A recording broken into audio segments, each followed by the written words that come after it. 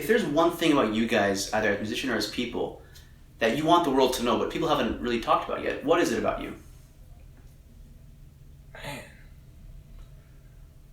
I know it's a curveball question. That is quite the curveball. For And we gotta be Greta careful Van what we say. Yeah. This is for the future right here. I think Greta Van Fleet stands for a lot more than just music. And I think it's beyond me. I think it's beyond any of us. I think it's all of us together, and I think it's all the people who, the fans. And I think that when you combine all the factors, there's a certain sense of love and unity, whether it be a headline show or whatever it is.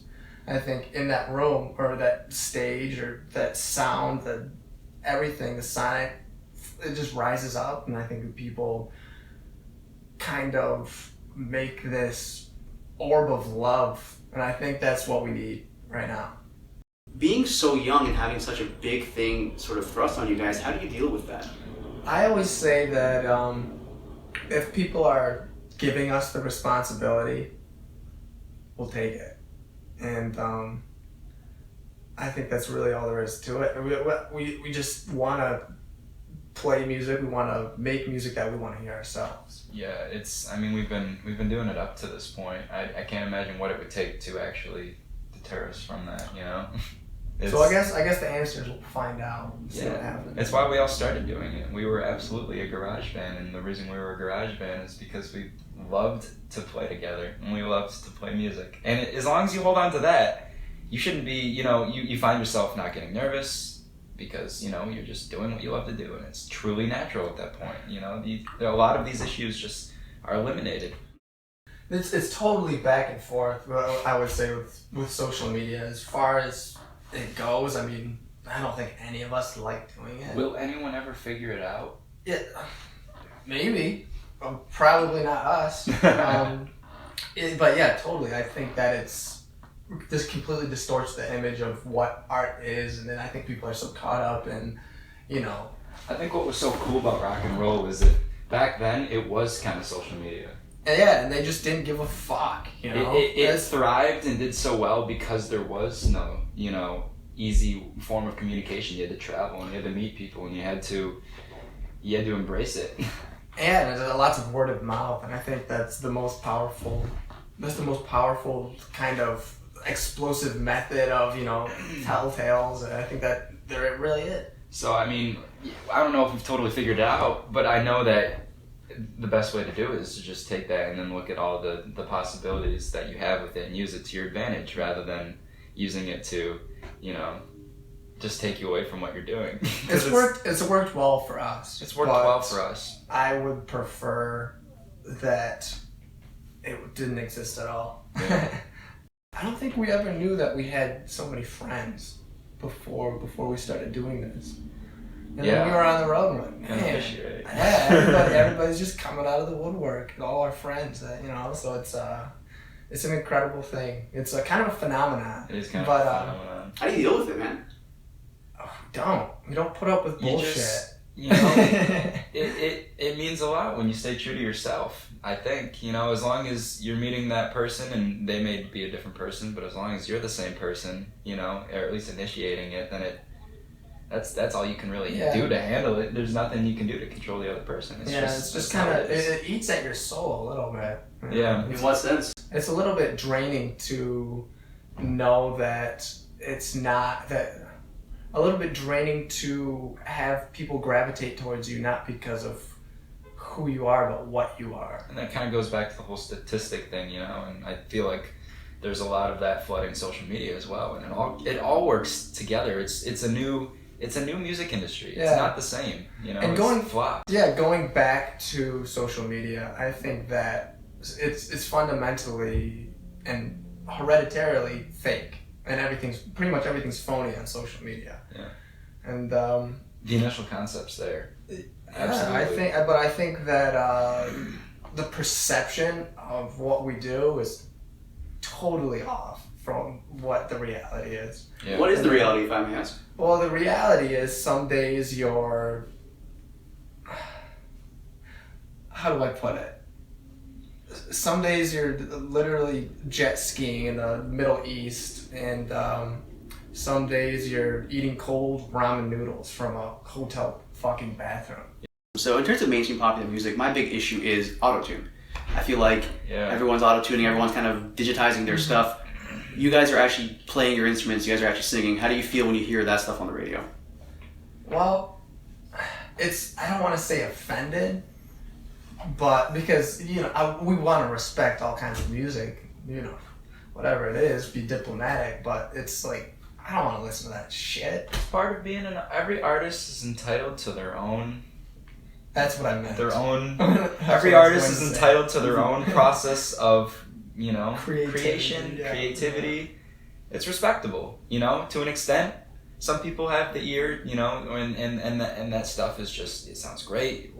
But you can't. The problem is you can't associate it then in any shape or form with rock and roll, just because that is not how it was bred. That is not how the genre was bred. It's all about kind of classifying it a little bit. Good music is imperfect, and that's the fact of the matter. And I think that the best things in music are mistakes. They're technically not even just wrong. Imperfect, just human. Yeah, just human. Because when I hear a pop song on the radio, everything is absolutely spot on. The drums are right on top of the beat. Every note is right there. And then you get what the great songs in the past few years have been like Adele. Like some of those songs, she goes in that top register and her voice breaks out. Oh yeah, her voice will crack, and and it's sure that's not the best take. That's what keeps it human, Yeah, it's like goosebumps, like Hosier, stuff like that. Just like instruments, human, and I think that that's what we do it for. When we're in the studio, we want to capture a performance, and I think that this is kind of what we grew up on. And a lot of the time, people ask. And it's kind of weird because it's not really, to us, it doesn't really make sense. It's why did you decide you wanted to play rock music? And we go, we didn't really decide that. It just kind of happened. That's the sound that's generated when we're all put together. We play all types of music. We do. We don't just play rock and roll music. We play all types of music. Country and Western. Well, what I read, I know you're into folk music, you're into jazz. Particularly with folk, so I'm Armenian. I grew up with folk music myself. What kind of folk music are you into? So growing up, we were all exposed to the John Denver, the Peter, Paul and Mary, the Bob Dylan, just all these different interpretations of folk. And to me, what really caught my attention was the fact that it was just so beautiful. It's the production necessarily wasn't what made the track, so great. It's the songwriting, and it's the original intentions and the message and the lyrics, and just those songs have shelf life. I don't care what you say, they absolutely have shelf life. Like, how many times have people covered Bob Dylan songs because they're just amazing songs? Yeah. And that goes back to the roots of like Crosby, Stills, Nash and Young, and all the capillaries of that work. And I think it's like every genre, there's a magic to it. Yeah, it's so beautiful when you can listen to. I mean, these people aren't doing anything special. There's no like studio tricks going on. They're just sitting down, playing the guitar and singing, throwing some harmonies, and it's absolutely beautiful. Do you guys think that rock and roll can ever get to a point where it's at the top of the industry again, or top of the mainstream music? Absolutely. Anything can. And I think that's kind of the vision. And I hope that, like, once again, rock and roll is not just, drums, bass, guitar, the screaming vocal. It can literally be anything. It's not a sound. It's not even an instrument setup. It's an emotion. It's a feeling. It's a lifestyle too, in a way. It is a lifestyle. Pretty much everything that we've talked about. And so yes, absolutely. I think rock and roll will surface again as popular music.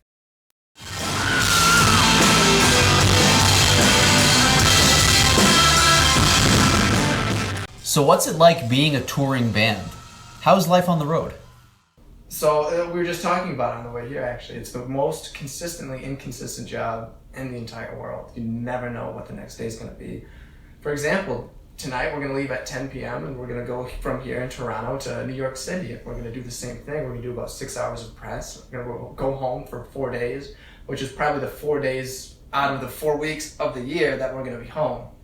So I think it's a lot harder than I think a lot of people understand. Yeah, it's like you said, not necessarily harder or easier, but it's just not what they think, you know. And I could sit here all day and probably tell you a bunch of things. You know, we're young, so it's it's even different at that point too. It's almost unrelatable.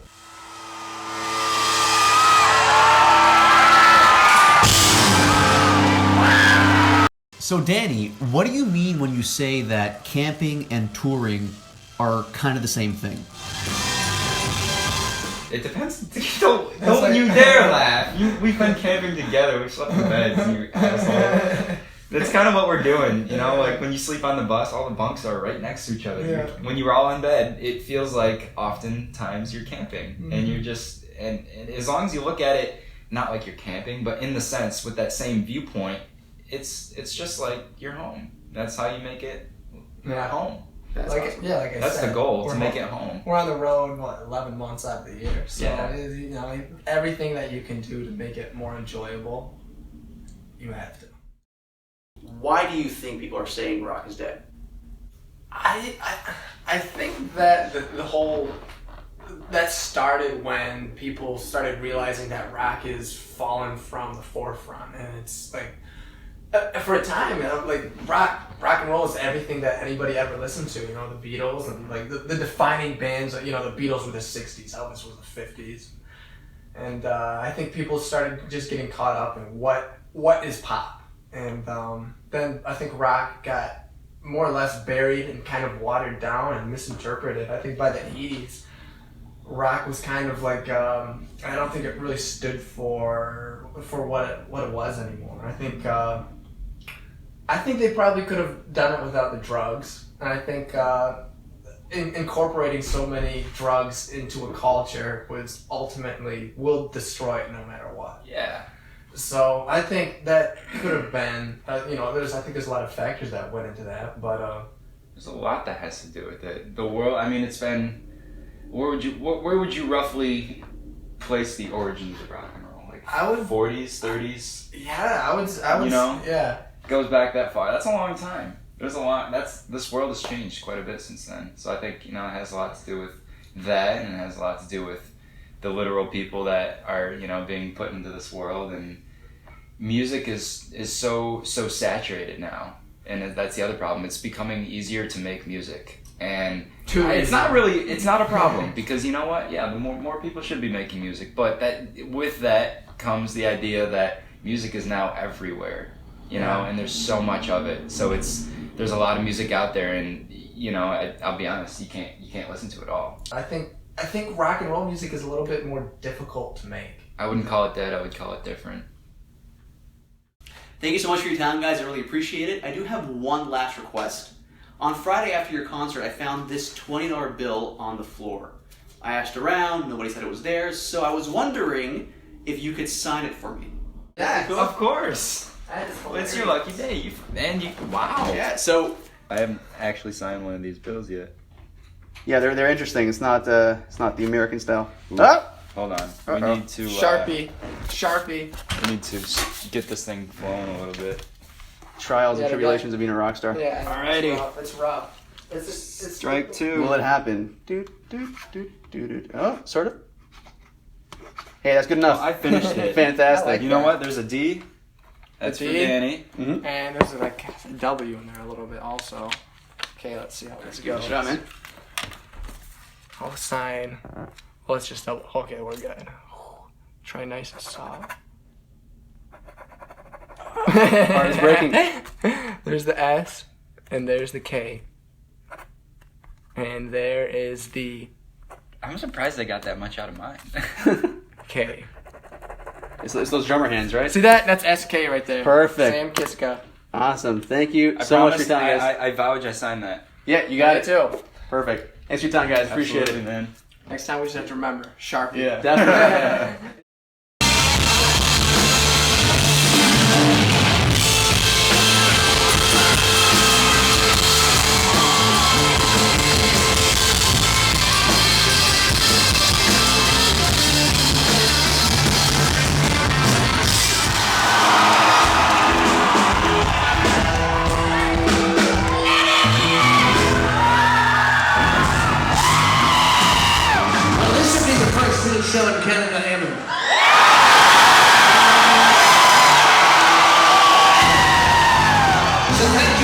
much for making us feel welcome. That's very elegant.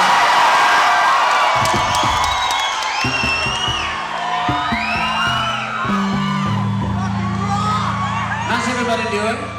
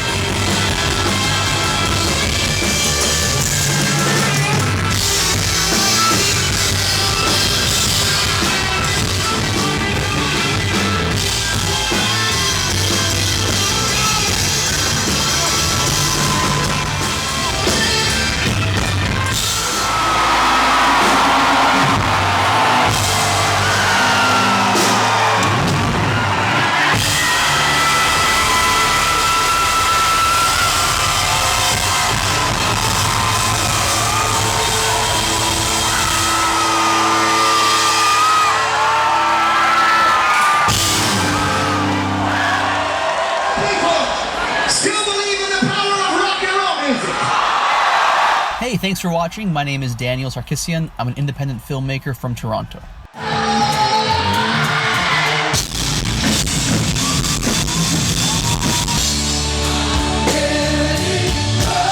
I hate that guitar. But yeah, I can play that in one scale.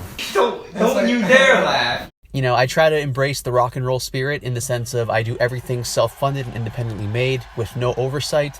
As such, I really appreciate your time. Thank you for watching.